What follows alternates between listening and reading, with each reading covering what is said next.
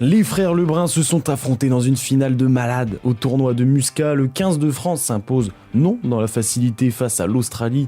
Le Grand Prix de Las Vegas a rebondissement pour le titre de champion du monde en Formule 1, le dénouement de la Coupe Davis en tennis et la reconversion de Christophe Lemaître, le plus grand sprinter français de l'histoire.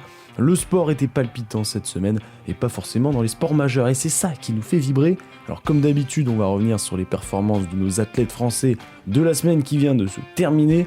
Avant ça, n'oublie pas de t'abonner, d'aimer ce contenu et de laisser un commentaire. Moi, ça me fait savoir si vous aimez ça. Ça va vous permettre de suivre facilement les infos autour des sportifs et des clubs français. Alors on reprend l'actualité sportive tout de suite. Place au sport, hein. C'est parti. En football, la Ligue 1 a repris, c'était la 13e journée du foot français ce week-end. Le PSG a facilement remporté son match contre Le Havre 3-0, victoire encore plus impressionnante de Marseille 5-1 à Nice. Le duel entre le 3e et 4e Lens contre Strasbourg s'est soldé par une victoire nordiste 1-0 et Lille qui a écrasé Paris FC 4-2.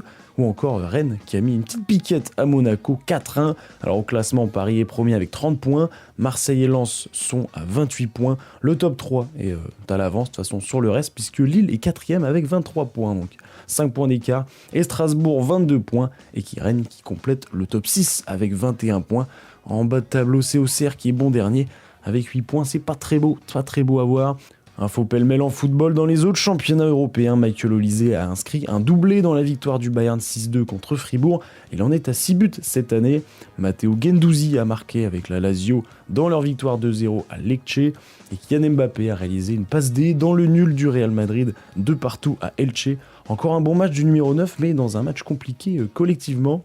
Les qualifications pour la Coupe du Monde sont terminées. Alors voici les pays européens qualifiés pour la Coupe du Monde 2026 aux États-Unis.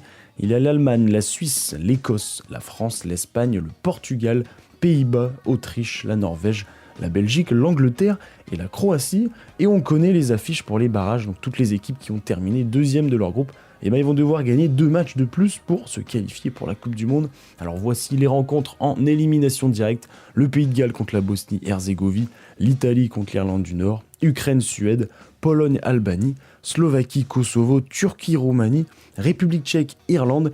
Et le dernier, c'est le Danemark contre la Macédoine du Nord. Les matchs seront en mars 2026. Alors vous pouvez regarder la vidéo mercredi sur YouTube pour avoir le visuel de tout ça, parce que là, je vous ai dit en pêle-mêle, donc un peu compliqué. On a vécu une belle semaine de tennis avec cette Coupe Davis. Les 8 meilleures nations étaient réunies à Émilie-Romagne en Italie. Alors vous allez me dire, tout se passe en Italie en tennis, après l'ATP Finals à Turin. Mais c'est eux qui ont gagné l'année dernière la Coupe Davis, donc c'est normal que ça se passe toujours dans le pays vainqueur. Alors système de match en BO3, donc best of 3. La première équipe a gagné 2 matchs, l'emporte. En quart de finale, l'Italie a battu 2-0 l'Autriche. La France a lamentablement perdu contre la Belgique, alors que les objectifs prévus par le capitaine étaient la finale. Et défaite de Moutet contre Collignon et défaite de Rinderknecht contre Zizoubergs. L'Espagne a gagné 2-1 contre la République tchèque, donc victoire en double, et 2-1 pour l'Allemagne contre l'Argentine. En demi-finale, victoire de l'Italie 2-0 contre la Belgique et victoire de l'Espagne 2-1 contre l'Allemagne sans Sinner, Yannick Sinner le numéro 1, le numéro 2 maintenant mondial. En finale donc c'était Italie-Espagne sans Sinner ni Alcaraz et premier match entre Berrettini et Carreño Busta, victoire simple de l'Italien 6-3, 6-4, 1-0 pour l'Italie. Deuxième match un peu plus palpitant, Koboyi contre Munar, l'Espagnol prend le premier set 6-1, Koboyi va chercher le deuxième au tie-break 7-5, et puis l'Italien va breaker dans le troisième set à 6-5 et remporte son jeu de service, victoire donc de l'Italie à la maison, et troisième victoire de suite pour eux en Coupe Davis, c'est du jamais vu depuis plus de 50 ans, alors on pourrait remettre ça en cause puisque le format de jeu est assez différent, puisqu'avant c'était quand même bien plus compliqué de gagner ce trophée, vu que les rencontres se faisaient en BO5. Il y avait 2 simples, un double qui valait 2 points, puis un dernier simple en cas d'égalité. Donc on a vécu des grandes heures, notamment avec France-Suisse quand c'était au stade Pierre-Mauroy à Lille. Il est bien plus simple maintenant de gagner, et surtout que si vous avez 2 bons joueurs en simple, vous gagnez les 2 premiers matchs, et qui s'ils sont dominants sur le circuit, vous rasez tout, et c'est un peu ce qui se passe avec l'Italie, même si là c'était Berrettini et Koboyi, c'était pas non plus les meilleurs. Alors bravo à l'Italie, on se retrouve l'année prochaine à Turin pour l'ATP Finals, et à Bologne, donc à Émilie-Romagne, pour la Coupe Davis. Et tout se passe en Italie. On part en NBA, en basket. Oklahoma domine toujours autant à l'ouest avec 17 victoires, une défaite. À l'est, c'est Détroit qui continue d'être leader avec un ratio de 14-2. Alors quelques news autour de la Ligue américaine. Après 20 saisons et 40 ans passés, Chris Paul, CP3, a annoncé que la saison 2025-2026 serait donc sa dernière. C'est celle qui est en cours là. Alors on espère que les Los Angeles Clippers vont aller en playoff pour lui offrir un dernier run. LeBron James est revenu de blessure, ainsi que Kawhi Leonard et Victor Wembanyama prend leur place parce qu'il a été annoncé blessé. Il va malheureusement être absent pendant quelques semaines, une douleur au niveau du mollet. On part en Europe pour l'Euroleague, 12e journée où les meilleurs clubs d'Europe s'affrontent. Paris a perdu 98-86 à l'Olympiakos et Monaco a écrasé Lyon à Lyon en plus, 52-84. Voilà, 32 points d'écart, c'est énorme. Au classement, Monaco est 6e, Paris 13e et Lyon bon dernier comme dame. C'était la 9e journée de la Pro A, donc là on part en France, tu vois, on réduit Amérique, Europe et là la France. Défaite enfin de Monaco contre Bourg-en-Bresse 89-91. Paris n'a pas joué, donc son match a été décalé au 9 décembre contre Le Portel. Strasbourg a gagné 69-75 à Chalon-sur-Saône, victoire de Lyon 85-81 contre Dijon, ou encore succès de Nanterre, 85-78 contre Boulazac. Alors au classement, 4 équipes sont en première égalité, Strasbourg, Monaco, Lyon et Nanterre qui sont à 7 victoires, 2 défaites. Paris suit derrière avec un match de retard, puis Le Mans est 6e. Dur en bas de tableau pour Saint-Quentin, Le Portel, qui continue à perdre malheureusement. Là on joue pas physique là. Ils nous dominent parce qu'ils pensent qu'on est de la merde. C'était le 19e Grand Prix de la saison ce week-end à Las Vegas pour la Formule 1. Norris démarrait en pole position devant Verstappen et Carlos Sainz. 50 tours dans ce Grand Prix. Dès le premier virage, Max prend la tête de ce Grand Prix en dépassant Norris. Alors on rappelle quand même que malgré l'avance de Lando Norris au classement général, Verstappen peut toujours espérer être champion du monde. Russell également dépasse Norris au deuxième virage. Au premier virage, beaucoup de dégâts avec Bortoleto et Lawson qui oublient de freiner et rentrent dans plusieurs pilotes, dont Gasly. Hamilton profite du bordel pour passer de la 19e à la 12e position. Virtual safety car au 16e tour, parce qu'il y a plein de débris sur la piste, ce qui ne change pas grand-chose au classement. Au 34e tour, Norris attaque et dépasse Russell pour reprendre la seconde position, mais victoire de Max Verstappen devant Norris et Russell. Mais énorme news, d'après course, on va apprendre que Norris, qui était 2e, et Piastri 4e, donc c'est les deux McLaren, et ben ils vont être tous les deux disqualifiés à cause d'une pièce qui est non conforme aux normes en dessous de la voiture. Et donc les commissaires les ont disqualifiés. Norris perd donc 18 points au classement sur Verstappen et on voit le néerlandais se rapprocher. Le classement final, c'est donc Verstappen premier, Russell deuxième et Antonelli troisième, donc il arrive sur le podium. Côté français, Hadjar est 6ème quand même, Ocon 9ème, Gasly 13ème et Hamilton a réussi à terminer à la 8ème place, il a commencé la 19ème. Au classement général intéressant pour la fin de saison, Norris est toujours premier avec 390 points, suivi de Piastri 366, égalité avec Verstappen qui a aussi 366 et Russell 4ème 294. Max n'est plus qu'à 24 points de Norris à 2 grands prix de la fin. Russell lui est à 72 points du top 3, donc ça va être un peu... c'est mort en fait. Il ne pourra pas espérer être dans le top 3 qui est déjà dessiné pour cette année, mais la bataille va être rude entre les deux premiers. Prochain Grand Prix, donc prochaine battle entre les deux, c'est ce week-end à 17h au Qatar. En rugby, la tournée d'automne est terminée pour le 15 de France. Après une défaite contre l'Afrique du Sud 17-32 et une victoire contre les Fidji 34-21 la semaine dernière, le 15 de France se devait de bien terminer cette tournée, surtout vu le niveau montré sur ces 2 derniers matchs. La France accueillait l'Australie samedi soir au Stade de France. Et c'était pas évident, 19 partout à la mi-temps, un beau collectif australien d'un côté et les individualités françaises de l'autre, avec Louis Bielbiarré qui était monstrueux, surtout qu'il offre une passe D, puis après il met un essai. En deuxième mi-temps, on sent un collectif plus solide côté français, mais qui fait quand même des erreurs. Néanmoins, les Français vont prendre le dessus et l'emporter 48-33. Beaucoup de points subis pour la France, 7 essais à 5 pour la France quand même. On a vu ce qui faisait la force, ce qui fait même la force du 15 de France en deuxième mi-temps. Un collectif plus soudé et des individualités qui subliment le tout. Alors ça restait l'Australie, une équipe sur le papier plus faible, mais on espère réitérer cette performance de la deuxième mi-temps. Ce sera au tournoi Destination, c'est en février prochain. On repart en France, c'était la 10e journée du top 14 ce week-end. Le Stade Toulousain a écrasé Montauban 7-49, énorme. Grosse victoire de Pau à Bordeaux 33-34. Et autre gros match, c'est le Stade Français contre Toulon.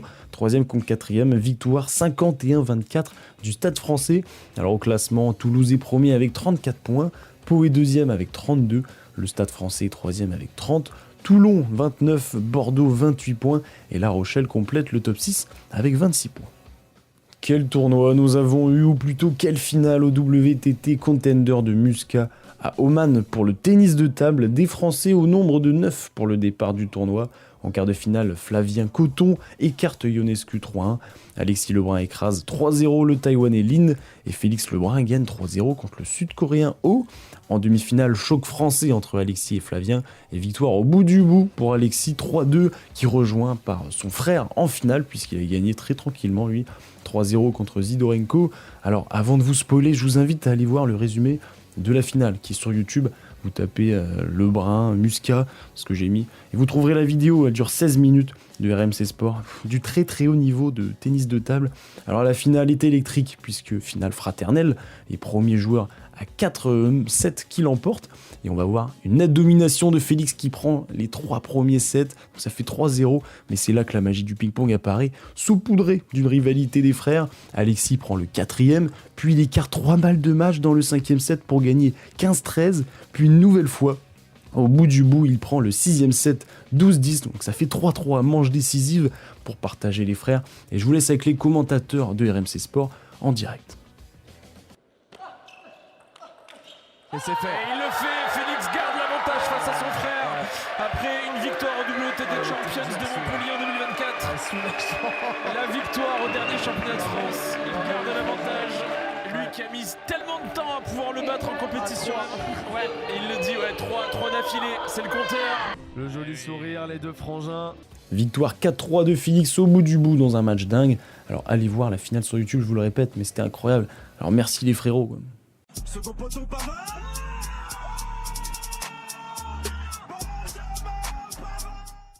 La Ligue des Champions en est à sa 8e journée en handball. Paris a perdu 27-30 contre Barcelone et match de retour pour Nantes contre Bucarest et nouvelle défaite malheureusement 29-28.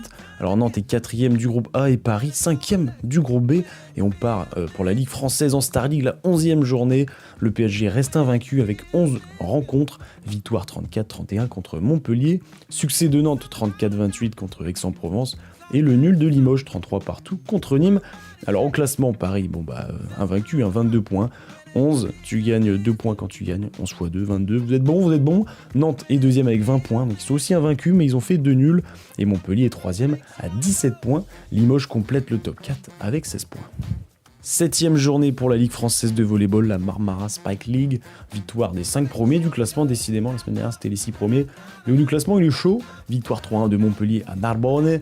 3-0 de Tourcoing contre Ajaccio ou encore succès de Tours 3-1 à Cannes. Franchement, le sud là ça perd beaucoup. Au classement, Montpellier, Tourcoing et Tours sont à égalité avec 6 victoires et 1 défaite. Mais Montpellier a fait plus de victoires à 3 points. Donc Montpellier a 18 points. Tourcoing et Tours sont à 17 points. Donc 2e égalité. Plessis est 4e avec 14. On termine par la meilleure partie, les infos rapides. Il y a quelques semaines, Eliud Kipchoge a réalisé son dernier marathon en professionnel à New York City. Cette légende de ce sport prend sa retraite pour les marathons puisqu'il a annoncé vouloir se lancer dans d'autres disciplines. Je crois qu'il voulait faire l'ultra trail ou un truc comme ça. 4 médailles olympiques dont 2 en or et par 2 fois il a battu le record du monde. Et là son meilleur temps c'est 2h01 et 9 secondes. Quelle légende! Paul Pogba fait son retour en Ligue 1, c'est notre légende, ce week-end avec Monaco. Il est rentré dans les 5 dernières minutes de leur défaite à Rennes, mais le champion du monde a reçu une ovation par les supporters rennais, donc merci aux Rennais. À Londres se tenait le plus grand tournoi des sumo, The Great Sumo Tournament, événement très spécial puisque c'est que la 2e fois de l'histoire qu'un tournoi Basho, donc c'est les plus grands tournois professionnels de sumo, se tient en dehors du Japon. Et la dernière fois c'était en 91 et c'était aussi à Londres. Alors il y avait 2 favoris et ils se sont affrontés en finale, mais ce qui a marqué c'est surtout le côté non sportif, parce qu'on a pu voir les sumo faire du vélo avec les bicyclettes là dans Londres, aller au McDonald's ou encore prendre des photos sur... comme les Beatles sur, j'allais dire les crosslines, j'ai plus les termes en français, je suis désolé, moi je suis un American. Non, les passages piétons, voilà, oh là là, c'est terrible. Ils ont fait la même photo que les Beatles, et pour la blague, le vainqueur a reçu une énorme bouteille de sauce soja gonflable, donc c'était très drôle à voir, tout le monde était mort de rire. Et voilà, très bel événement, j'aime bien parler de sumo, j'avais jamais parlé de ça. Et on termine avec Christophe Lemaitre, le plus grand sprinter de l'histoire de France, souvent moqué ou alors délaissé dans les discussions des GOAT français. Et ben, il a trouvé sa nouvelle activité d'après-carrière, carrière professionnelle. Après une formation au Krebs de Nancy, il est devenu coach sportif. Je voulais m'éloigner de la clé, faire autre chose. Et franchement, ça a été une belle découverte pour moi de faire ce BPGF parce que j'ai appris que j'aimais animer des cours de step, des cours de renfo, de cross-training et être au contact des adhérents. Franchement, c'est quelque chose qui m'a surpris, dans le bon sens du terme évidemment, et j'adore faire ce que je fais. Je crois qu'après avoir vu ça, on peut mourir tranquille, enfin le plus tard possible, mais on peut. Ah, c'est superbe. Quel pied, ah quel pied, oh putain, oh là là là là. Cocorico, épisode 98 est maintenant terminé, j'espère qu'il vous a plu comme chaque semaine.